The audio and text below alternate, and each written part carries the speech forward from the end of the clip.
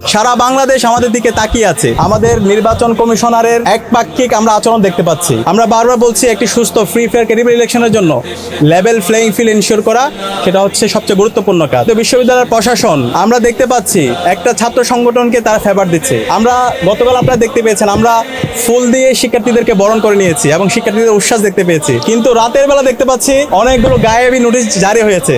এখন আমরা আশঙ্কা করতেছি কখন যে তারা নোটিশ দিয়ে তোমরা গোলাপ ফুলও দিতে পারবে না শিক্ষার্থীদের মাঝে। বারবার আমরা যখনই করি, আমরা যখন গতকালকে পেস্টনগুলো দিয়েছিলাম, এর আগের দিন কিন্তু নির্বাচন কমিশনের সাথে কথা বলেছিলাম এবং আচরণবিদের কোনো জায়গায় এটা উল্লেখ নাই যে এটা আমরা করতে পারবো না। নির্বাচন কমিশনার বলেছিল আপনারা সব কাজ পারবেন, আপনারা পেস্টন লাগাতে পারবেন, এবং যে শর্তগুলো দিয়েছিল সেই শর্তের আলোকে আমরা প্রত্যেকটা জায়গায় আমাদের পেস্টনগুলো দিয়েছিলাম। কিন্তু রাতের বেলা গায়েবী নোটিশ চলে আসছে। নোটিশ আসার পরে বলছে হচ্ছে এগুলো সব তুলে ফেলতে হবে। তো এই যে সিদ্ধান্তগুলো আসছে এবং ওভারঅল সামগ্রিক সিদ্ধান্ত, নির্বাচনের যতগুলো সিদ্ধান্ত হয়েছে এই সিদ্ধান্তগুলো আমাদের কারোর সাথে আলাপ করা হচ্ছে না এবং এই সকল সিদ্ধান্ত একটা ছাত্র সংগঠনের পক্ষে যাচ্ছে। এবং আমরা বারবার বলছি বিশ্ববিদ্যালয়ে যারা নির্বাচন কমিশনে আছেন তারা আমাদের শ্রদ্ধাভাজন শিক্ষক, আমরা তাদেরকে শিক্ষক হিসাবে দেখতে চাই, কিন্তু তাদের যে রাজনৈতিক আদর্শ সেই আদর্শটাকে যদি তারা তাদের একটা ছাত্র সংগঠনকে ফেভার করতে যায় তাহলে তারা শিক্ষার্থীদের বিপক্ষে অবস্থান নেবে। আমরা চাই না ছাত্র বা সেই শিক্ষক এই ধরনের কোনো একটা অবস্থান তৈরি হোক, বরং আমরা এই ঢাকা বিশ্ববিদ্যালয়ের ছাত্র সংসদ নির্বাচনের মাধ্যমে বাংলাদেশে আমরা গণতন্ত্রের একটা নজির স্থাপন করতে চাই। আমাদের নারী প্রার্থীর উপরে কিভাবে হ্যারাস করা হয়েছে, তার ছবিকে বিকৃত করা হয়েছে এবং এটার সাথে যারা জড়িত ছিল আমরা অ্যাপ্লিকেশন করেছি, কিন্তু এখন পর্যন্ত বিশ্ববিদ্যালয় প্রশাসন কোনো ধরনের ব্যবস্থা নেয়নি। আমরা প্রতিদিনেই বিভিন্ন ডিফারেন্ট জায়গায় দাঁড়িয়ে প্রেস কনফারেন্স করার চেষ্টা করছি এবং ওই জায়গার যে সমস্যাগুলো আছে সমস্যাগুলো আমরা তুলে ধরছি এবং সমাধানগুলো আমরা বলছি। তো আজকের যে রেজিস্টার বিল্ডিংয়ে আমরা দাঁড়িয়েছি সেই রেজিস্টার বিল্ডিংয়ের যে লাল ফিতার দূরত্ব, যে আমলাতান্ত্রিক জটিলতা, যে হ্যারাসমেন্ট, এটাতে পড়ে নাই ঢাকা বিশ্ববিদ্যালয়ে ওরকম একজন শিক্ষার্থী আমরা খুঁজে পাবো না।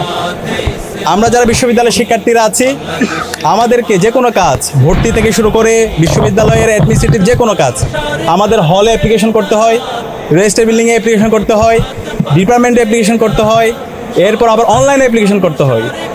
একই সাথে আমাকে টাকা নিয়ে ব্যাংকে যেতে হয় এবং সোনালী ব্যাংক থেকে রূপালী ব্যাংক, এভাবে হচ্ছে আবার ডিপার্টমেন্টে আমার পেমেন্ট সব এভাবে আমাদেরকে চলতে হয়। এবং যখন আমরা সব কাজ সম্পন্ন করে রেজিস্টার বিল্ডিংয়ে আসি তখন আমাদেরকে বলা হচ্ছে লাঞ্চের পরে আসেন, লাঞ্চের পরে যখন যাই তখন বলে যে আগামীকাল আসেন। এভাবে চলছে আমাদের রেজিস্টার বিল্ডিং। তো আমরা কথা দিচ্ছি শিক্ষার্থীদের ম্যান্ডেট পেয়ে যখন আমরা সেবা করার সুযোগ পাবো আমরা এই রেজিস্টার বিল্ডিংকে সংস্কার করবো ইনশাআল্লাহ।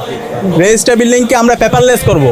একজন শিক্ষার্থী সে হলে বসেই তার রেজিস্টার বিল্ডিংয়ের তার প্রশাসনিক যত কাজ আছে সেই সব কাজগুলো করতে পারবে এবং তার পেমেন্ট সিস্টেমটাও সে হলে বসে অনলাইনে পেমেন্ট করতে পারবে। এবং একই সাথে যারা আমাদের অনেক শিক্ষার্থীরা বিদেশে পড়তে যায়, এই যারা বিদেশে পড়তে যায় তাদের সার্টিফিকেট উত্তোলন করা, বাইরের ইউনিভার্সিটিতে মেল করা, এই কেন্দ্রিক তাদের হ্যারাসমেন্টের মধ্যে যেতে হয়।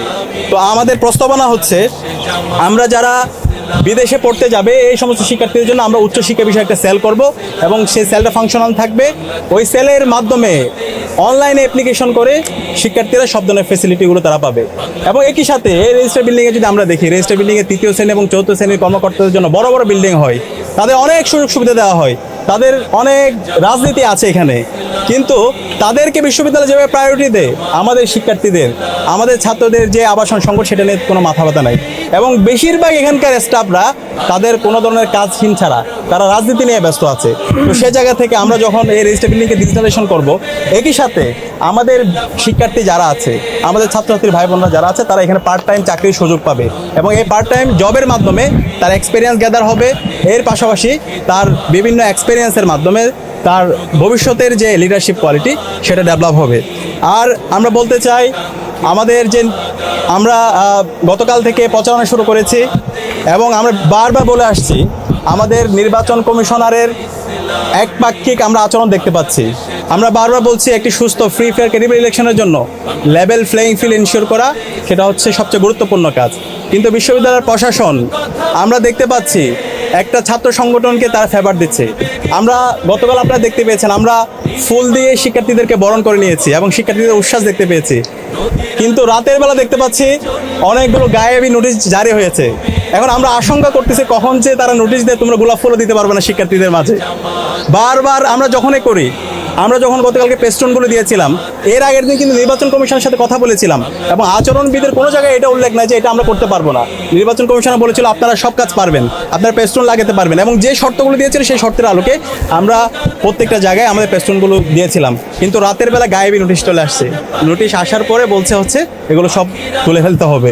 তো এই যে সিদ্ধান্তগুলো আসছে এবং ওভারঅল সামগ্রিক সিদ্ধান্ত, নির্বাচনের যতগুলো সিদ্ধান্ত হয়েছে এই সিদ্ধান্তগুলো আমাদের কারোর সাথে আলাপ করা হচ্ছে না, এবং এই সকল সিদ্ধান্ত একটা ছাত্র সংগঠনের পক্ষে যাচ্ছে। এবং আমরা বারবার বলছি, বিশ্ববিদ্যালয়ে যারা নির্বাচন কমিশনে আছেন তারা আমাদের শ্রদ্ধাভাজন শিক্ষক, আমরা তাদেরকে শিক্ষক হিসাবে দেখতে চাই। কিন্তু তাদের যে রাজনৈতিক আদর্শ, সেই আদর্শটাকে যদি তারা তাদের একটা ছাত্র সংগঠনকে ফেভার করতে যায়, তাহলে তারা শিক্ষার্থীদের বিপক্ষে অবস্থান নেবে।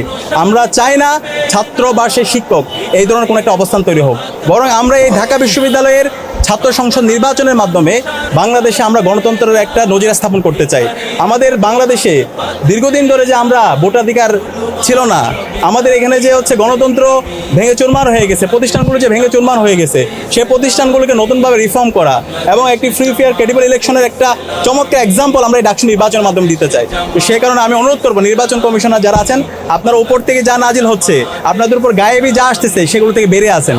শিক্ষার্থীরা যা চাচ্ছে, শিক্ষার্থীদের যে আকাঙ্ক্ষা, তাদের যে প্রত্যাশা, সে আলোকে আপনারা সকল অংশীজনদের জন্য লেভেল প্লেয়িং ফিল্ড এনশিওর করুন।